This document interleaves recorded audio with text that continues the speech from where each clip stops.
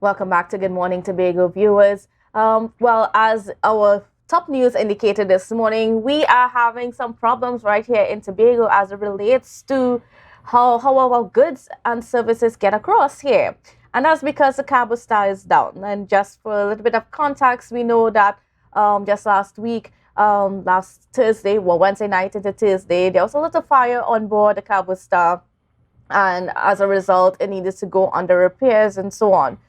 And we haven't gotten any confirmation yet as to when the vessel is going to be back on with us. But it is having a very serious effect on the business community, especially at this time of the month. The month is August. Back to school is next week. And it's causing quite a lot of disruptions. So to give us a perspective and to discuss this amongst many other things that are facing the business community, we are being joined by two very esteemed gentlemen. First of all, we have Mr. Curtis Williams, who's the president of the Tobago division, the chairman of the Tobago division of the Tobago Chamber of Industry and Commerce, as well as Mr. Demi Cruikshank, who is the former chairman of the Tobago division of the Tobago Chamber of Industry and Commerce. Good morning and welcome to you. Good morning. Good morning. How are you? Morning, Kandace. Now, we certainly wish we could have had you on better circumstances.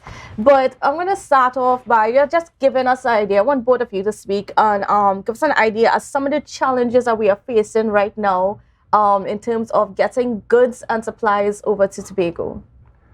Okay, Kandace. Well, let's put things in perspective.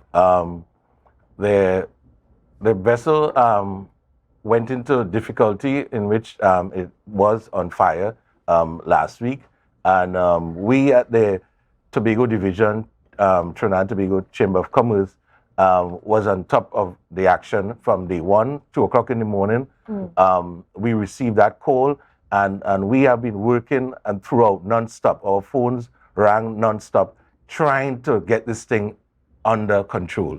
And our committee head by Mr. Demi Cruikshank and other members, Ken Jones, have been working tirelessly. Even when we were celebrating independence yesterday, they were working. And Kandace, I must let you know, we are not being paid for this. And we are helping the entire island, all the businesses on the island, including Tobago itself, and for this venture. So I'll put you across to Demi to give you an insight of where we are today, because it's a critical junction we are today. Hi, Mr. Cruikshank. Morning. I thought we would have been on this program in better circumstances.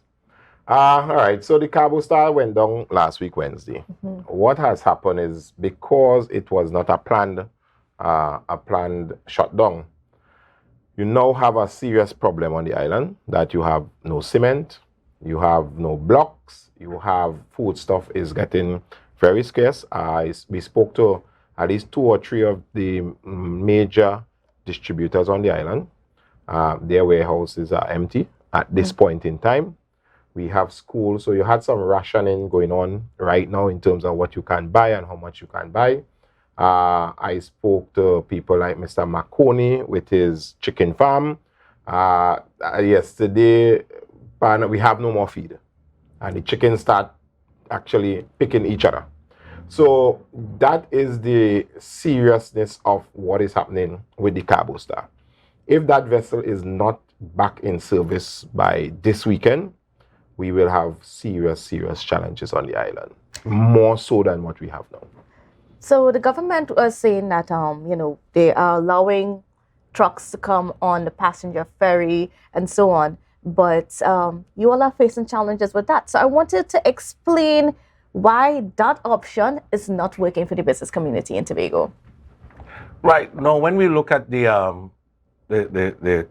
Galleon Passage, because that's the main vessel that could carry the trucks, and the amount of trucks it could carry, Kandace, that really can help. Now, remember, we are coming to the point where you're going to stock up because you're coming to month end. So we needed that extra stock, and this incident happens. So you could imagine what's going on there. And those trucks are limited to the 3-ton trucks. So now it is an additional burden, or you know how to find truckers with that capacity to carry your stuff when it used to be on the larger trucks. And this is becoming a nightmare. Just recently, we learned that over 15 trucks have been left back in Port of Spain because of the capacity of the Galleon Passage. So Kandace, just draw your mind onto that, and you could imagine the situation. It's getting dire, and I tell you, by weekend, it's going to be worse. Definitely. This is looking very familiar because in 2017, Mr. Cruikshank, we had the same situation. And we were all quite very much involved with this situation. We had It's like deja vu.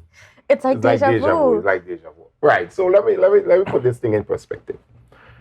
I heard the Chief Secretary had a stakeholders meeting last week, Tuesday, and the Chief Secretary indicated that, the THA has to take over these facilities, these services to Tobago, which is really needed by Tobago more so than Trinidad, right? Because business is going on as normal in Trinidad. The Galleon Passage can only take 3-ton trucks.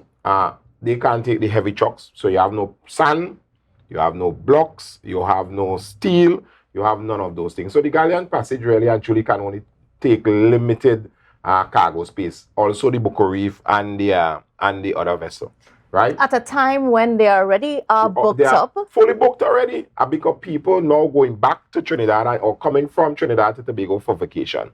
So you're having these serious challenges in terms of what to do as a business owner in Tobago. I can't remember any time that we as business owners had a successful 6 months at all on this island. Every month is some crisis.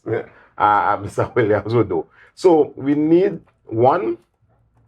When we negotiated with the government and the Port Authority for the Cargo Star, that really and truly was to be a two-year arrangement. We then said to the chamber said we will give you an additional year to procure a new vessel. Mm-hmm. The Cargo Star is here 6 years now.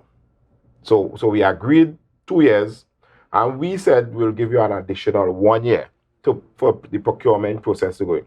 That vessel is here 6 years. That vessel is not a new vessel. No. It's an old vessel. And that is why you're seeing all the problems. The vessel just came back from dry dock. Just 2 weeks? 2 weeks ago. Yeah. So you went on dry dock. Now you have a fire, and now you're back off for an additional week, and we are not sure because there's no confirmation from the port as to if the vessel is sailing Saturday, if the vessel is sailing Sunday, if the vessel will be sailing on Monday. All we know is that there's supposed to be an inspection today, Friday, and we are hoping that the repairs are finished to the vessel.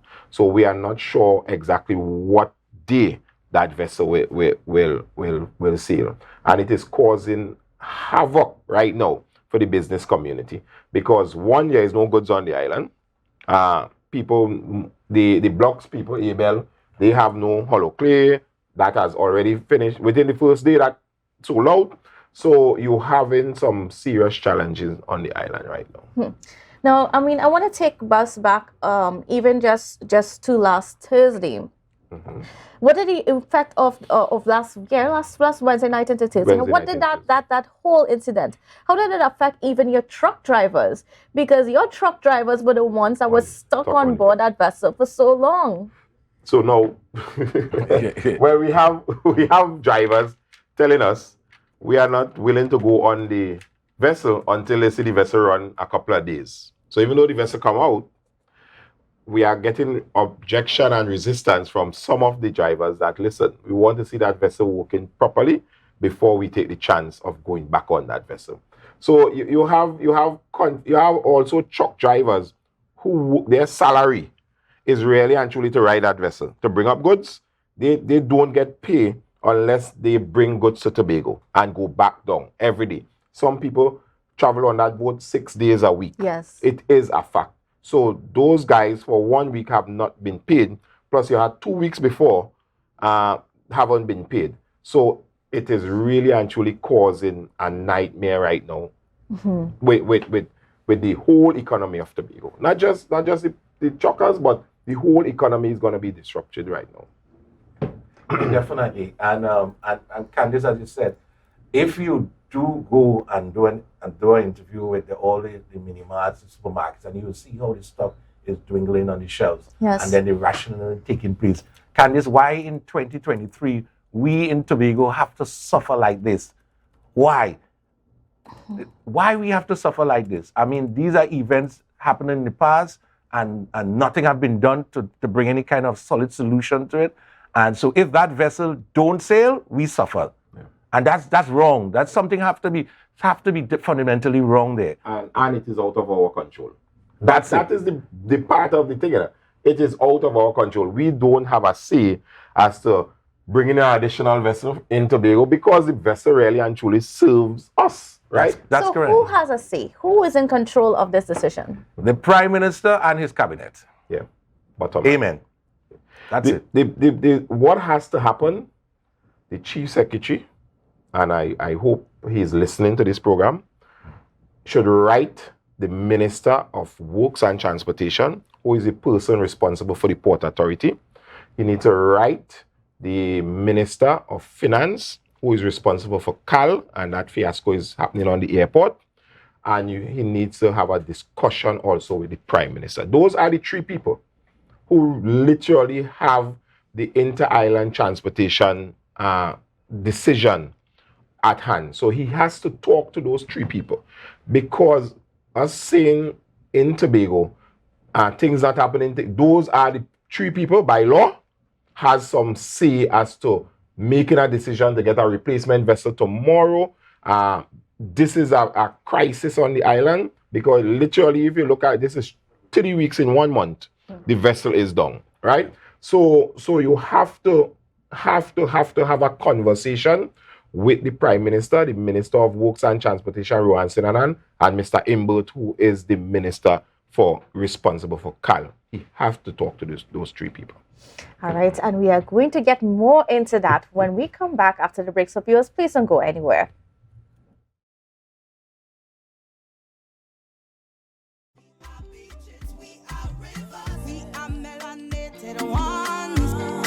We special and there is no denying Tobago. Yeah.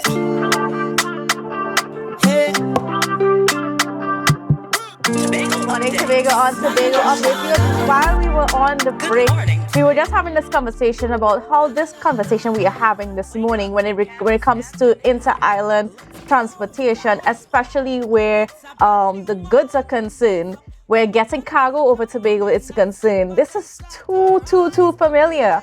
Because in 2017, remember the problems we had when the Superfast Galicia pulled out, and then we went to the Badge, and we went to some other vessel. Yeah. It seems as though they were throwing vessels on us ever so often until we got the Cabo Star.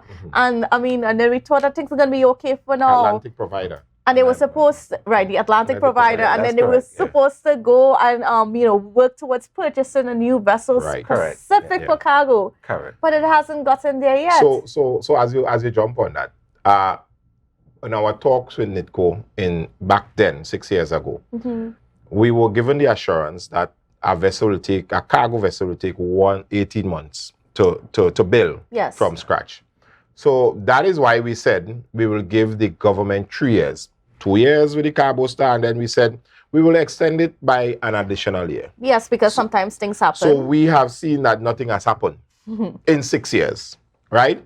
And that is what I'm saying. An urgent discussion have to be had with these three gentlemen, Mr. Sinanan, Mr. Imbert, and the Prime Minister. That has to be an emergency meeting within this weekend or first thing Monday morning by the THA. The THA has to call on them to meet and say, listen, we have a situation, because if this vessel does not sail, Kandace, if this vessel, let me repeat it again, if this vessel does not sail, we have serious problem.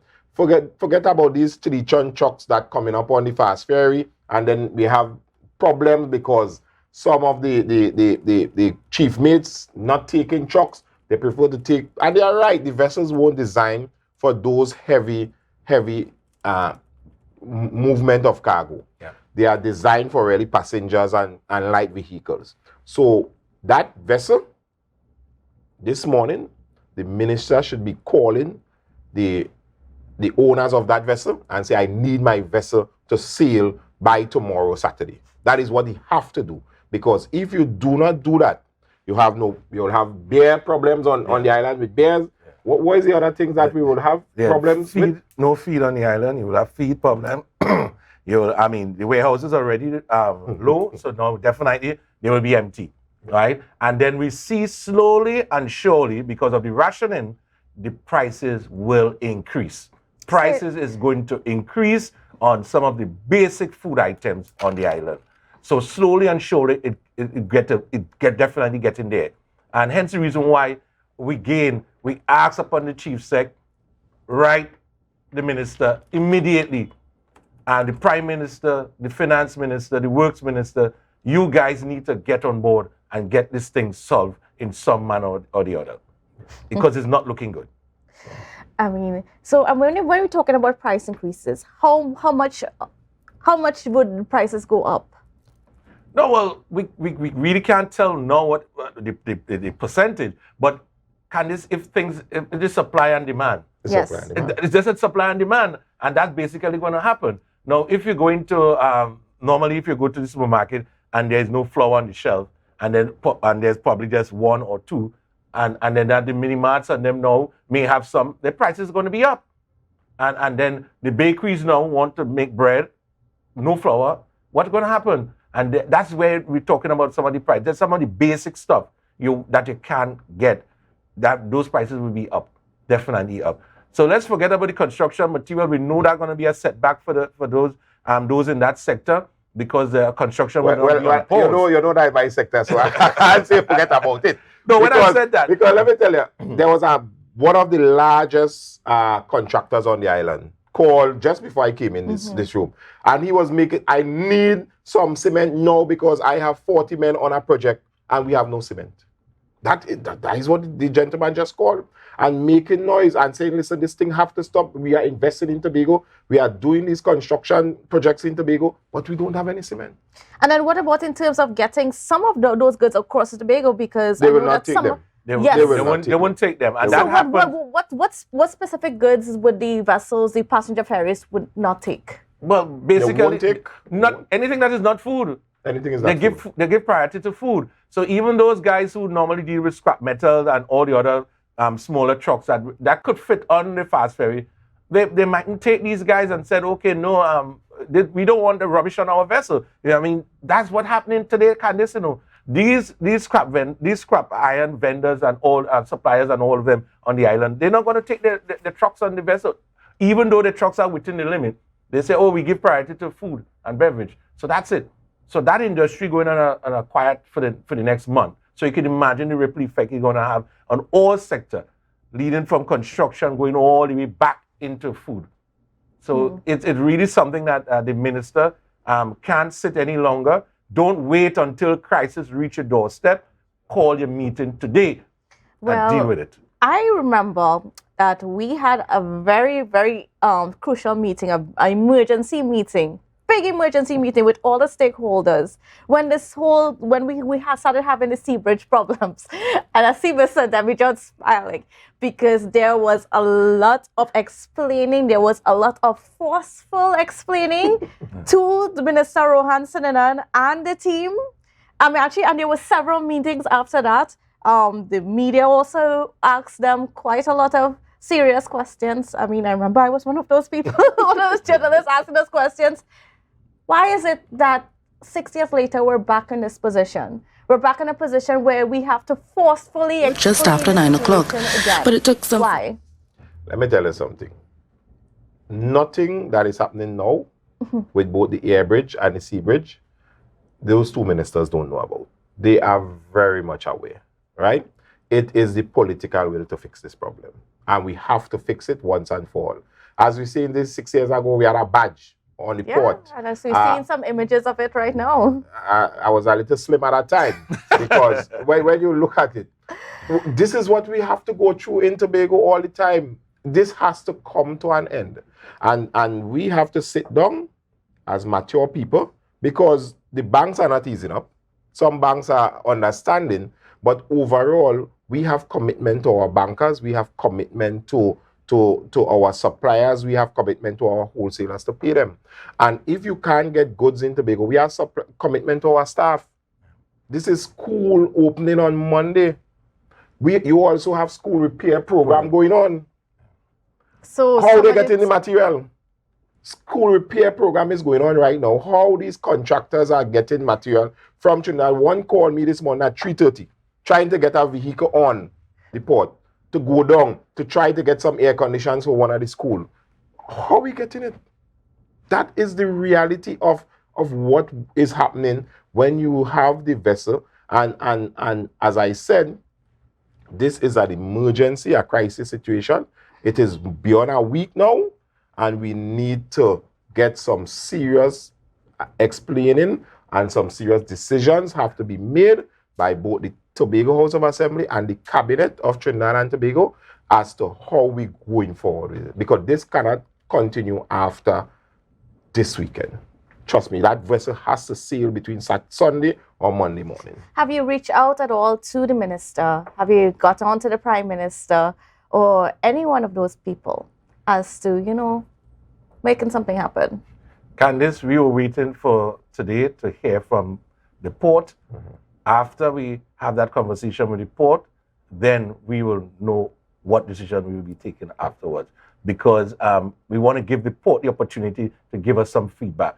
And as was stated, they will give us some feedback today. So we want to know where everything is. And then we would make the next step. But Kandace, let's not wait. The minister should not wait. Because if all ends be equal and things don't work out, what situation will we be in on Monday? So let's not wait. Let's start putting things in place. And hence the reason why we asking on the Minister of Works, Minister of Finance, and the Prime Minister to this morning get yourself together and work with the THA and get something to resolve. Definitely, we need something to be resolved. And then what about what happened with the fact that we were supposed to have representatives on the board of the Port Authority? Because I know that was something that we tried so hard to advocate for especially during that time when we were having the seepage problems. Yeah, what happened to that? Well, Kandace, we asked for Tobago rep, but not only a Tobago rep. Can we have a THA personnel on the board, on CAL, on the board of the Port Authority? We do have, because the chairman is a Tobagonian by birth, and also I think Mr. Elias, but they are Tobagonians, but we need a THA representative on these boards so that the interests of the Tobago Assembly and the Tobago people can be seen about. All right? And so the conversation will be a little broader, and then instead of being just narrow. Because this situation, I sure the representative would have been here on station addressing the Tobago public as to the situation and how best they can fix it. You know, I mean, what's also funny, because you're also saying that we need to, the chief secretary also needs to make some advocacy. But I even remember back then we had Mr. Kelvin Charles, and he advocated. But it seems as though he wasn't, I mean, he wasn't able, even though they were on the same team with the government. Yes, and you can imagine that. So it was PNM in Tobago, PNM in Trinidad, and nothing. So now it's not even, the THA is not run by the PNM, and you see the situation now, we're back to square one. 6 years ago, nothing done. And I'm still waiting on plans of that new vessel that they mentioned. And then there were things bantering around about a tender going out for a replacement vessel for the Cabo Star. But Kandace, that's after the fact. Today, we're having problems. And today, we need them to fix the problems. Right? And imagine it taking the business coming to the chamber to have this. No, this shouldn't be, Kandace. We are not the government. We are just a lobbyist group, a group of business people come together for the common cause, and we have to champion this. Kandace, this should be no. The government's supposed to be there for the people, and I may not seen it. It's independence, but I don't know what's going on. It seems like we're going backward instead of forward. And I want to talk about just the effect that this is having on the business community, especially at a time when you're hearing from the government that, you know, the private sector needs to step up and they need to expand. And, you know, especially right here in Tobago, there is a call for that for the private sector to step up. But how every time that these things happen, what does this do towards making the private sector resilient? How does that affect the resilience of the private sector? Listen, it is tiring. This is going on year in, year out, year in, year out. As I said before, I can't remember a good 6 months that we did not have a crisis in Tobago one way or the other, right? We can't take any more of this as the business community. 1 minute is we had a crisis in terms of transportation between Trinidad and Tobago. Then we go on into COVID. Then a lot of businesses shut down. Whoever kept open, trying to struggle to keep their employees and keep their business open. Then you had a 2 weeks shutdown of the cargo vessel. Now you have an emergency shutdown. How much more? Then you had the pilots. Then you have every Sunday we have delays with flights. We have people saying that they're not coming back to Tobago because they are not accustomed to this, especially the international travelers. People can't get home when they go to Trinidad just to do a simple medical procedure, or if they're going to just have a board meeting. This is deja vu. Again, is year upon year upon year. We need to sit down once and for all, and the powers, and I would say it clear, the authority lies in Trinidad. The Tobago House of Assembly do not have, by Act 40 of 1996, do not have the authority to fix any of this problem, right? They can lobby, they can make noise, they could scream. The reality of the situation is this lies in Port-of-Spain and the problem. And after celebrating 61 years of independence, it seemed like we are 61 years going back, because the same problem I'm sure my grandfather would have had, we are now having it here in Tobago. So we really need to solve these problems once and for all, and we need to get two cargo vessels, just as we have the fast ferry.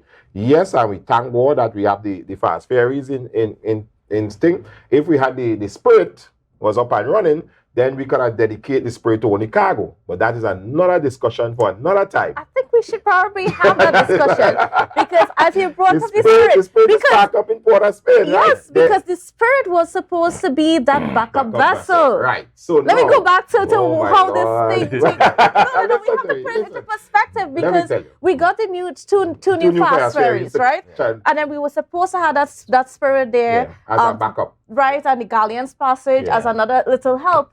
But look at where we are. The Spirit has major repairs, and again, is the will of the government to fix it, right? The reality is the government has to. It needs money to fix the Spirit. The reality, right? I spoke with the port, and let me tell you something. Out of all of this, we can't fault the manager of the port, Miss Vilma Lois, and the chairman. They have been any hour of the night you call them, they answer the phone, right? So at least we must give kudos to them. But again, it comes down to the government, money, and the government has to make that decision, right? So I'm hoping coming out of this, the government will give the port authority the money and say, go and fix the vessel and get that vessel. Because if we had the Spirit up and running, the Spirit could have pulled all these small trucks. We could have at least gotten some, because the Spirit was designed for that kind of weight and that kind of thing. To pull those weight in terms of the trucks, the goods, so we would not have been in shutdown mode when the Cargo Star went down. But again, the two Boko Reef and the, what's the other one name? The APT James, that was already booked. It was already booked already. So this is an emergency situation. Yeah. So we're going to take off the people and say, let us bring cargo alone. We have to find a way, or the port will have to find probably over the weekend and say, listen, we are going to run 2 separate sailings, if it's midnight, just to bring cargo to Tobago, because we are running out of goods on the island, and it will cause problems on Monday morning if we do not have those vessels. And what if we're greeted again with another comment from our minister saying, oh, well, everything is fine, they can get almond milk on the shelves? And No, that is unacceptable. Yeah. That is not acceptable at all. There is a problem. There's a serious problem. This is a cabinet decision. The cabinet has to fix it. I know the Tobago House of Assembly and the central government is a little at tug of war. But everybody has to be big. You have to be above the foolishness and come to the table and say, listen, we have a problem. It's either the Prime Minister bring his ministers to Tobago, or the Prime Minister invite the Chief Secretary down to Trinidad and say, this is what we're going to do now. Because we have to go beyond. This is people's life we are talking about and people's livelihood. And we cannot say, well, we don't know what will happen. The vessel is the owner's responsibility to fix the thing. The port don't know what to do. You have to have some hard decisions. All right, and we're going to discuss some of those things, especially the meeting that we had last week with the Chief Secretary, and, you know, whether or not that will be effective. We're going to get into those discussions when we come back after the break. I say, thanks for favor. Kandace and Denise. Let's go. Welcome back to Good Morning Tobago on Tobago Updates. Viewers, we are continuing our conversation with Mr. Demi Cruikshank, as well as the chairman of the Tobago division of the Tobago Chamber of Industry and Commerce, Mr. Curtis Williams. As we speak about what's been happening within the business community as inter-island travel issues are affecting us. There are challenges, even though you know, we have our ministers saying that, you know, everything is fine. So, but I want to get into the conversation we had last week with the Chief Secretary. There's a special town hall. What, you know, this was this week. I'm going ahead of myself. This was on Tuesday. On Tuesday, right? Mount Irving Hotel. At Mount Irving Hotel. And discussing what we can do. Are you confident at all in what was discussed at that meeting, and that there would be any results coming out of it? Kandace, I sat there in the meeting and hearing the horror stories from stakeholders, members of the public, hotelers, visitors alike, and it's really, really, really, really terrible. Knowing that these are some of the initiatives that the Chief Sec put forward, but at the end of all these initiatives, it's all about money. Kandace, it all belongs to money. And so if the THA or the central government don't give the THA that portion of funding to do any of those ventures, then it really makes no sense. It really makes no sense. The financial year is going to close, and I can imagine that the coffers of the THA probably empty, awaiting releases as the case may be. So we could see how that thing going to ripple. They're going to have that ripple effect. Next month is Tobago Carnival. So Kandace, just think about it. A situation like this happens on that weekend of Tobago Carnival. Kandace, I just want to go home and sleep and don't wake up. Because this is what we kept telling the powers to be, that don't come after, but be proactive. You see the situation happening, let's put what necessary we have to put in place. And don't wait until it accrues. And definitely, so from the meeting, the Chief Sec mentioned about wet leasing and so forth at the peak times, something that we have done in the past, yes. And we have to look at the numbers and see the effect, it have to be balanced. Definitely had to be cost benefit. So and that will be something that you have to measure the numbers and see how effective it was. But is it an idea that you guys are standing behind? It's a great idea. Candace, we don't, listen to me, the disaster we have at the airport, getting people across to Tobago during these peak times.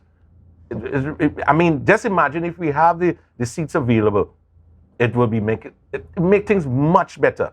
And then we can market that, and so we could have packages. Because when you're selling the Tobago Carnival, you're not just selling a ticket to come across to Tobago. You sell an entire package, a hotel, the events, and the bands. So you sell that person a package, just like how Grenada and Barbados does it for crop over. They sell you an entire package. So the Tourism Authority, they sell you that package, which includes airfare, transfers. And that is what we're trying to do in Tobago. But if you can't get across to Tobago, Kandace, our marketing efforts will be real limited. Minister Shampa Kajo last week stated that she needs a month to discuss it with, or she approached Minister Imbert, and he said give her a month to decide whether or not we add on additional flights for Carnival. A month? A month. The Carnival will come and go, and that will happen. You see, let me tell you something. the powers that be. As soon as I remember when Tobago Carnival ended last year, the next day, the tourism agency put out the dates for 2023 Carnival. The following day, I could remember, and I said, wow. I said, they're on the wall. So this is not something that happening overnight. This is a whole year now, right? If you have a situation, as Curtis just said, the week leading up to the Tobago Carnival, where you have to have all these suppliers coming to Tobago, and this one cargo vessel broke down again, what they're gonna say? Oh, well, we can't do anything about it. No. We have to put backup systems in place. And that is what this country don't have. We rely on the cargo star, the old jolly good girl going down the road, she carrying all the cargo. But at the reality, she's a very old vessel. Yes. She is a very old vessel, and you have to understand things will happen. Suppose if tomorrow, that was on one side of the vessel, you have a similar incident on the other side of the vessel. What happens? Tobago is left to be stranded again. We have to come out of this conversation of trying to fix the problem after the crisis has happened. We have to sit down and say, listen, we are seeing this thing forward. Tobago, nobody is willing to invest in Tobago with all these negative things happening on the island. Too much people. I have some investors in the US that I was talking to. And you know, they call and say, listen, man, we going through this thing, but Tobago always in problem. Let me talk about Grenada. Let me talk about Jamaica. Or let me talk about Guyana. Why should I leave Tobago to go and set up business there? Why I can't expand business on there? And if it is that we only have one cargo vessel, that means our business will be limited and we cannot grow, and then the call for the private sector to expand and take up business opportunities. How people gonna do it? Because it's one crisis to the next. 1 week is the air bridge, the next week is the sea bridge. Yeah. And then, I mean, every time it's a massive cost and a massive loss. Yeah, man. That's correct. So you can imagine that ripple effect on business. So you're running business in Tobago, selling the same product, but look at all the hidden costs in getting that product to market. Yeah. And that's it's really, really, really difficult. You think anybody had a catered in their budget to pay drivers, to pay for ticket for drivers to go down with 3-ton trucks in Trinidad, go down, come back up, plus pay them a subsistence. If they ain't get on, you have to put them in a hotel in Trinidad. You have to find things for them to eat. What about the children in Tobago? You think you had that plan? No, that was no part of anybody's budget. But the reality is that is what we deal with on a daily basis just to survive, just to keep your head in above things. A man who's doing a project in Arima could drive his trailer down to TCL in Claxton Bay and get cement this morning. But there's no cement on the island. So that is the reality of doing business in this space called Tobago. And we have to have some predictability once and for all. This is 2023. We have to have some predictability as to how we're going to do business. Because I think the bankers and everybody is saying, oh God, Tobago again. And that is really and truly what's going on. They are getting literally fed up of doing business on the island. People who here trying to move to Tobago and set up their homes, even villas, etc. It is too challenging, man. And I want to talk a little bit about the air bridge, especially when it comes to the fact that, I mean, Caribbean Airlines is owned by the government and they receive an average of $40 million a year in subsidies to be able to run the airline. But we're not seeing the return of that for Tobago. In fact, I think they're saying that, 12 flights is only, that's what the money covers or something like that. And we haven't even seen the audits of Caribbean Airlines over the past few years. Kandace, we all know the airbridge business model is supposed to be a service provider, right? It's an essential service. It's no way trying to run the airbridge as a profitable, different model. So Caribbean Airlines should pull the airbridge out of their system and put it on a different model instead of leaving it there and using it as part of it. So when the subvention comes, it's supposed to be shown. If somehow they can separate the accounts and let the airbridge be seen separate as a service, just like PTSC, just like the hospital services. No way the Tobagonians can really pay that cost to travel between Trinidad and Tobago. It would be rather expensive for us, and the average person will not afford it. So hence the reason why it's an essential service, and it's supposed to be business model, it's supposed to be like that, and not a profitable. So you're looking to make a profit, and you're squeezing, and you're going down to 12, you're going to 10, put the 24 flights, it's a service, and let the government do what they have to do from there on. Again, Kandace, it's all about money, the finance minister. And if he gives the Caribbean Airlines the go-ahead, they will put the 24 flights. But if he don't, then so be it. We will all stay here and suffer. Kandace, I am challenging Caribbean Airlines this morning, right?